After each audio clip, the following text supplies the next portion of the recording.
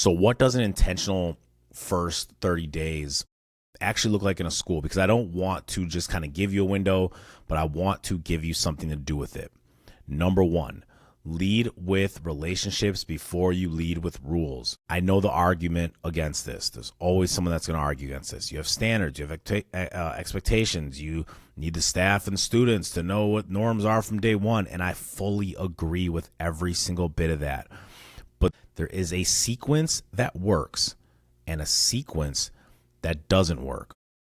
And the sequence that doesn't work is leading with a list of consequences before you've given anyone a reason to care about meeting your expectations. I want to say this again. The sequence that doesn't work is leading with a list of consequences before you've given anyone a reason to care about meeting your expectations. Rules without relationships produce compliance at best. And compliance is not culture. Compliance is what people do when they're being watched. Culture is what people do when nobody's watching. And if you want a great culture, you have to build relationships first and let the rules live inside of those relationships. That means that the first week should have more conversations than announcements, more getting to know you than going over a handbook, more investing in people in front of you than covering yourself with policies behind you. That is true in classrooms. This is true in staff meetings. This is true in professional development. It is true in every interaction that the front office person has when someone walks in, as a family walks through the door. It is true in every interaction that we are going to make. Second one, be intentional about your first touch points. Every person who walks through your doors in the first 30 days is having a first impression that will last. And first impressions are not made by a mission statement on your wall. They are made by what actually happens in the first 30 seconds of contact.